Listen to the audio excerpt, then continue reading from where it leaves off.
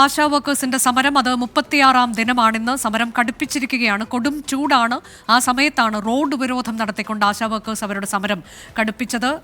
സർക്കാരിന്റെ അവഗണനയ്ക്കെതിരെയാണ് അവരുടെ സമരം. തങ്ങളുടെ ആവശ്യങ്ങൾ അംഗീകരിച്ച് തരിക, അതുവരെ സമരത്തിൽ നിന്ന് പിന്മാറില്ല എന്നതാണ് ഇപ്പോൾ ആശാ വർക്കേഴ്സ് കൈക്കൊണ്ടിരിക്കുന്ന തീരുമാനം. ഒട്ടേറെ സംഘടനകൾ, മറ്റ് സംഘടനകൾ അവർക്ക് പിന്തുണയുമായി ഇന്നും എത്തുന്ന കാഴ്ചയാണ് കാണുന്നത്. ദൂരെ ദിക്കിൽ നിന്നുള്ളവരൊക്കെ അങ്ങോട്ടേക്ക് എത്തിച്ചേരുന്നുണ്ട്. എന്നാൽ പലർക്കും ഈ സമരസ്ഥലത്തേക്ക് സെക്രട്ടേറിയറ്റ് മുന്നിലേക്ക് എത്തിച്ചേരാൻ കഴിഞ്ഞിട്ടില്ല. കാരണം വാഹനങ്ങൾ തടഞ്ഞിട്ടിരിക്കുകയാണ് പോലീസ് എന്നൊക്കെയുള്ള ആരോപണം ആശാ വർക്കേഴ്സ് ഉന്നയിക്കുന്നുണ്ട്. നിലവിൽ സെക്രട്ടേറിയറ്റ് 2-ാം ഗേറ്റിന് മുന്നിലാണ് അവർ ഉപരോധം നടത്തിക്കൊണ്ടിരിക്കുന്നത്. ഗേറ്റുകൾ മുഴുവൻ പോലീസ് നേരത്തെ തന്നെ അടച്ചിരുന്നു. ശക്തമായ പോലീസ് സുരക്ഷയുണ്ട്. ജീവനക്കാരെയൊക്കെ നേരത്തെ തന്നെ അകത്തേക്ക് കയറ്റിവിടുകയും ചെയ്തു. എത്ര സമയം വരെ ഇവർ പ്രതിഷേധം അവിടെ തുടരും, ഉപരോധവുമായി തുടരും എന്നത് അറിയില്ല. വൈകിട്ട് വരെ എന്നതാണ് നേരത്തെ പറഞ്ഞത്. അങ്ങനെയെങ്കിൽ ജീവനക്കാർ അവിടെ ഇറങ്ങിപ്പോകുമ്പോൾ ജോലി കഴിഞ്ഞു പോകുന്ന ജീവനക്കാർക്കൊക്കെ എന്തെങ്കിലും ബുദ്ധിമുട്ടുണ്ടാകുമോ എന്നതറിയില്ല. നിലവിൽ സമാധാനപരമായ ഒരു പ്രതിഷേധത്തിലേക്ക് അവർ കടന്നിരിക്കുകയാണ്. തങ്ങളുടെ ആവശ്യങ്ങൾ സർക്കാർ അംഗീകരിക്കും വരെ സമരം പിന്നോട്ടില്ല എന്നുള്ളതാണ് നിലപാട്. സുജിത് സുരേന്ദ്രൻ വിശദാംശങ്ങളുമായി തുടരുന്നുണ്ട്. സുജിത്, ഇന്നിപ്പോൾ ഈ സമരം നേരത്തെ നമ്മൾ പറഞ്ഞതുപോലെ വൈകിട്ട് 6 വരെ എന്നതാണോ അവർ അറിയിച്ചിട്ടുള്ളത്? ജീവനക്കാർക്ക് ജോലി കഴിഞ്ഞ് ഇറങ്ങിപ്പോകേണ്ട സമയത്തൊക്കെ എന്താകും, എന്ത് സംഭവിക്കുമെന്നൊക്കെയുള്ള നമുക്കറിയില്ല. മറ്റൊന്ന് അവിടുത്തെ ഗതാഗതം, അവിടുത്തെ ഒരു കീ ഏരിയ കൂടിയാണ് സെക്രട്ടേറിയറ്റ് മുൻവശം എന്നത്. നിലവിൽ ഗതാഗതം വഴിതിരിച്ചു വിട്ടൊക്കെ പോലീസ് അത് ക്രമീകരിച്ചിട്ടുണ്ടെങ്കിൽ പോലും എത്ര സമയമെന്ന ചോദ്യവും ഉണ്ടല്ലോ.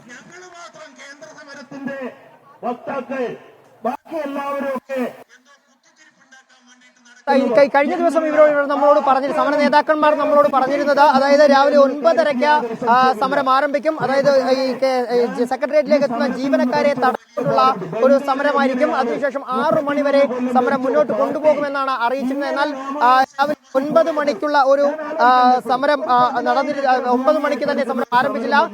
ജീവനക്കാരൊക്കെ തന്നെ സെക്രട്ടേറിയറ്റിനുള്ളിലേക്ക് പ്രവേശിച്ചിരുന്നു. 10 മണിക്ക് ശേഷമാണ് സമരം കൂടുതൽ ശക്തമായത്. അതിനുശേഷം അവർ പ്രതിഷേധ പ്രകടനവുമായി 2-ാം കവാടത്തിലേക്ക് എത്തുകയായിരുന്നു. ഇപ്പോൾ നഗരത്തിലാകെ ഗതാഗത തടസ്സമുണ്ടാകുന്നു, അല്ലെങ്കിൽ സെക്രട്ടേറിയറ്റ് മുൻവശത്ത് ഗതാഗത തടസ്സം ഉണ്ടായിരിക്കുന്നു. ഗതാഗതം സ്തംഭിച്ചിരിക്കുന്നു. ഇവിടെ ഇവർ റോഡിൽ കിടന്ന് പ്രതിഷേധിക്കുന്നു. നേതാക്കന്മാർ സംസാരിക്കുന്നു. അതിനുശേഷം ഇവർ ഇനി ഏത് രീതിയിലേക്ക് ഈ സമരം മുന്നോട്ട് കൊണ്ടുപോകും, അല്ലെങ്കിൽ എത്ര നേരം വരെ ഈ സമരം കൊണ്ടുപോകുമെന്ന് നമുക്ക് അറിയില്ല. ഇനി ഈ 6 മണി വരെ സമരം തുടരുകയാണെങ്കിൽ 5 മണിക്ക് ജീവനക്കാർ ഇറങ്ങുമ്പോൾ അവരെ തടയുന്ന ഒരു സാഹചര്യത്തിലേക്ക് എത്തുമെന്നാണ് നമുക്ക് മനസ്സിലാക്കാൻ സാധിക്കുന്നത്. നമുക്ക് അവരോടൊക്കെ തന്നെ ഒന്ന് അഭിപ്രായങ്ങൾ തേടാം. ഈ സമരം നിങ്ങൾ എത്ര മണിവരെ നിങ്ങൾ ഈ സമരം തുടരും? എത്ര മണിവരെ നിങ്ങൾ ഈ സമരം തുടരും? അതറിയത്തില്ല. 6 മണി വരെയാണ് അറിയിച്ചിട്ടുള്ളത്. ഇവരോട് 6 മണി വരെ സമരം തുടരും എന്നാണ് ഇവരെ അറിയിച്ചിട്ടുള്ളത്. പക്ഷെ അത് എത്ര നേരം വരെ പോകുമെന്ന് ഇവർക്ക് അറിയില്ല. എന്തായാലും എത്ര നേരം വരെ, 6 മണി കഴിഞ്ഞാലും പോകില്ല. എത്ര മണി കഴിഞ്ഞാലും പോകുന്നില്ല. ഞങ്ങളൊന്നും തീർപ്പ് കൽപ്പിക്കാതെ പോകത്തില്ല. ഇത് തന്നെയാണ്, ഈ നിലപാടിലാണ് അനുജ ഇവർ ഉറച്ചിരിക്കുന്നത്. അതായത് ഒരു കാരണവശാലും തിരികെ മടങ്ങുന്നില്ല. തങ്ങളുടെ അവകാശങ്ങൾ, അല്ലെങ്കിൽ ന്യായമായ ഇവരുടെ ആവശ്യങ്ങൾ അംഗീകരിക്കും വരെ സമരം തുടരാൻ തന്നെയാണ് ഇവരുടെ തീരുമാനം. പ്രത്യേകിച്ച് ഇവരുടെ സമരത്തെ വിവിധ നേതാക്കന്മാർ, അതായത് ഇടതു നേതാക്കന്മാർ, CPM-ന്റെ നേതാക്കന്മാരൊക്കെ ആക്ഷേപിക്കുമ്പോൾ ഇവർക്ക് കൂടുതൽ വിഷമമാകുന്നു. അതുവരെ കൂടുതൽ പ്രതിഷേധത്തിലേക്ക് മാറ്റുന്നു എന്നുള്ളതാണ്. ഏതായാലും ഇവർ ഇന്നത്തെ ഈ സമരം ഇങ്ങനെ തന്നെ തുടരുകയാണ്. സമര നേതാക്കൾ ആവശ്യപ്പെടുന്നത് വരെ ഇവർ സമരം ചെയ്യാൻ തന്നെയാണ് തീരുമാനം. 232 രൂപ കൊണ്ട് ഒരിക്കലും ഒരു കാരണവശാലും ജീവിക്കാൻ സാധിക്കില്ല.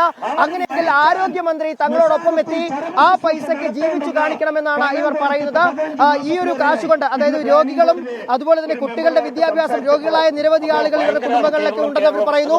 പഠിക്കുന്ന കുട്ടികളുണ്ട്. ഇവരുടെയൊക്കെ വീട്ടിലെ ആവശ്യങ്ങൾ, ഇതിനൊക്കെ തന്നെ ഈ തുച്ഛമായ തുക കൊണ്ട് ജീവിക്കാൻ സാധിക്കില്ല. അതുകൊണ്ട് തങ്ങളുടെ ഓണറേറിയം 21,000 രൂപയാക്കി നൽകണമെന്നുള്ള ആവശ്യം തന്നെയാണ് ഇവർ ഉന്നയിക്കുന്നത്. 7,000 രൂപയ്ക്ക് ജീവിക്കാൻ സാധിക്കില്ല.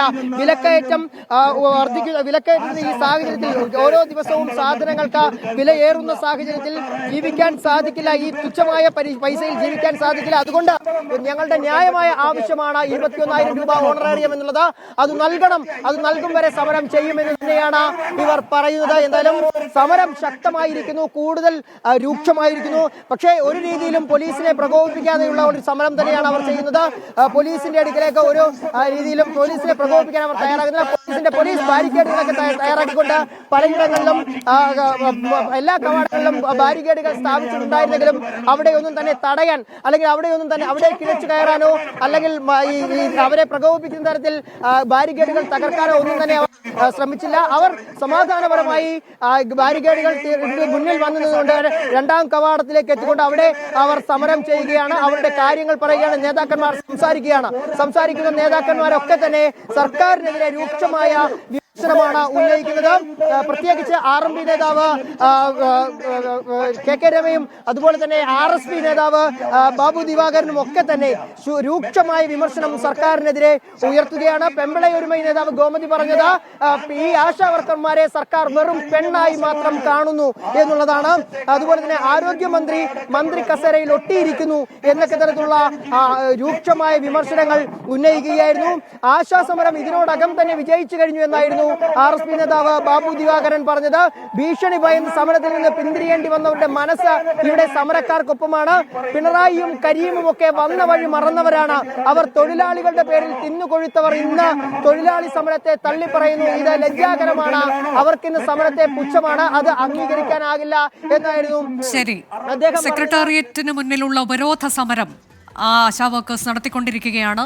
ഇന്ന് രാവിലെ തുടങ്ങിയ സമരമാണ്. 36ാം ദിവസം സമരം കടുപ്പിച്ചിരിക്കുകയാണ്. തങ്ങളോടുള്ള അവഗണന, സംസ്ഥാന സർക്കാരിന്റെ അവഗണനയിലുള്ള പ്രതിഷേധമാണ്. ഈ പൊരിവെയിലത്ത് റോഡിൽ കിടന്നും ഇരുന്നുമൊക്കെയുള്ള പ്രതിഷേധത്തിലേക്ക് കടക്കാൻ അവരെ പ്രേരിപ്പിച്ചത്.